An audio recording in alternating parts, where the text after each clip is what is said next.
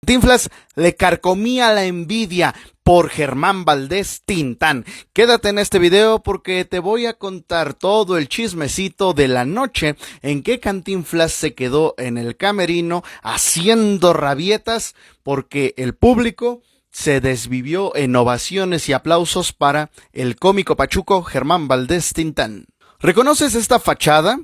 Bueno, pues pertenece al Gran Teatro de la Ciudad, Esperanza Iris, el recinto teatral más importante en la Ciudad de México, solo después de Bellas Artes. Y acá hizo su debut chilango Germán Valdés Tintán el 5 de noviembre de 1943. Voy a leer textualmente una de las notas promocionales. Paco Miller, primer ventrílocuo del mundo y enorme director de grandes espectáculos, ofrece en la Ciudad de México un regio y fantástico desfile, las creaciones de 100 estrellas consagradas en las Américas y en Europa. Conoceremos también a Tintán, nuevo as del teatro cómico, que no es igual ni se parece a otros. Él era Paco Miller.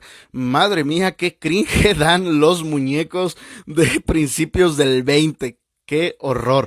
Bueno, pues desde hacía tiempo atrás ya Tintán se había integrado a las filas de la compañía de Paco Miller. Paco Miller era el ventrílocuo más famoso de aquellos años.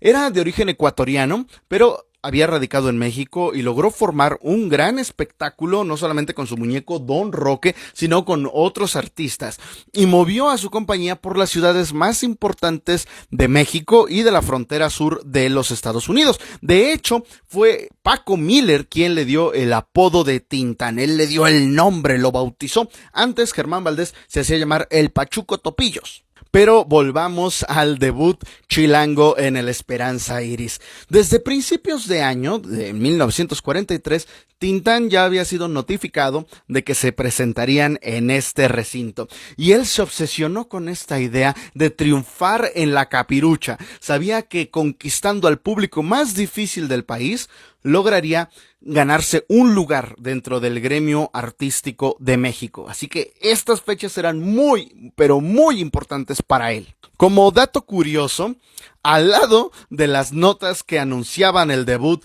de Paco Miller y Tintán en el Esperanza Iris, venía también la publicidad de la película Romeo y Julieta. Otro trancazo de Cantinflas, particularmente a mí esta película no me gusta, se me hace un poco sosaina. Para ese momento, para 1943, Cantinflas ya era un cómico muy reconocido, no solamente en las carpas, sino en los escenarios teatrales y en el cine. Cantinflas cobraba un promedio de 1,000 del Águila por función, mientras que Tintán, la noche de su debut, solamente cobró 40 pesos. Pues el éxito le sonrió a los cómicos fronterizos, nunca mejor dicho, pues su público estaban muertos de risa. Para el 8 de noviembre del 43, es decir, 3 días después del debut, ya las localidades estaban agotadas y ponían en el cartel los nombres de todos los artistas de Paco Miller con mayúsculas.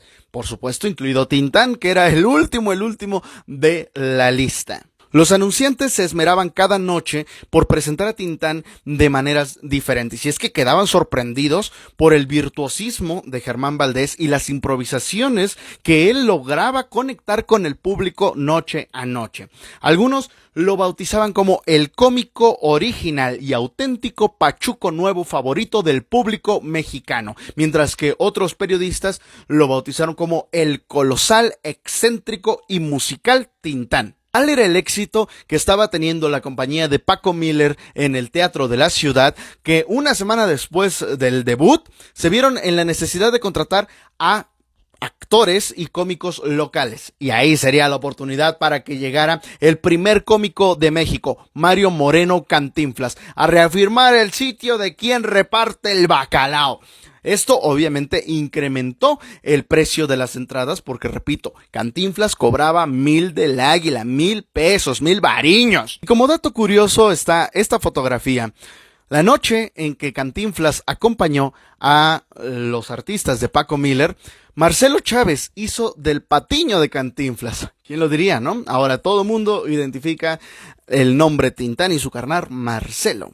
Pero bueno, qué vueltas da la vida. Se dice que aquella noche Cantinflas se mostró muy frío con su público, que no conectaban sus gags. Yo diría que más bien estaba receloso y con el raca raca detrás de la oreja de ver cómo Tintán se desenvolvía con gran desparpajo y con él conectaba el público de la Ciudad de México. Años más tarde, en una entrevista, Germán Valdés referiría lo siguiente. Cita de la revista Confidencias. El público me aplaudía con entusiasmo y yo estaba encantado de la vida. Cierta noche, al terminar mi actuación y luego de los aplausos iniciales, salí a escena nuevamente para dar las gracias con una muda reverencia. De repente estalló una formidable ovación que en nada se parecía a las habituales muestras de afecto que el público se prodigaba. Sinceramente, emocionado, me incliné aún más reverente y agradecido. Pero un pensamiento atravesó mi mente que heló la sangre en mis venas. Aquello no podía ser para mí. Tan extraordinario era el aplauso, tan desbordado y tan largo que no podía ser motivado por mis actuaciones. Inclinado aún como estaba, volví la cabeza para mirar al foro, seguro de que Cantinflas había salido y la ovación era naturalmente para él. Al no verle, inmediatamente busqué, ya sin ningún disimulo, por todo el foro. El estallido del aplauso se hacía cada vez más atronador. Yo, con la angustia en el alma, trataba de encontrar a toda costa la causa de semejante e inusitada muestra de aprecio y complacencia. Que fuera otra cosa, no me cabía en la cabeza. Y era otra cosa. Era a mí realmente a quien el público hizo aquella noche objeto de la primera gran ovación de mi vida. Sin darme cuenta, había crecido en el afecto y en la admiración de los espectadores. Ahora cierra tus ojos e imagínate aquella noche, el bellísimo recinto, el Esperanza Iris, el Teatro de la Ciudad, desbordado en aplausos, estilo José José en la OTI, aplaudiendo de pie a Tintán, mientras que Cantinflas en el vestidor, rabiando, haciendo puñetas, sintiendo todo el dolor más grande que puede producir, que es el dolor del ego, de atestiguar el nacimiento de su mayor rival en la comedia mexicana. Tintán tenía en mente un objetivo muy claro: conquistar al público de la Ciudad de México. Y lo consiguió, este HDP lo consiguió. Obviamente las primeras planas fueron para él. Tintán, la revelación cómico-musical del año y formidable excéntrico, decían algunos diarios. E inmediatamente les cayó un contrato a Tintán y al carnal Marcelo para presentarse algunas noches en el famoso centro nocturno El Patio. Y bueno, era apenas el principio del gran éxito de estos dos comediantes. ¿Y tú eres Team Cantinflas o Team Tintán? Déjamelo en los comentarios, vamos, que te leo.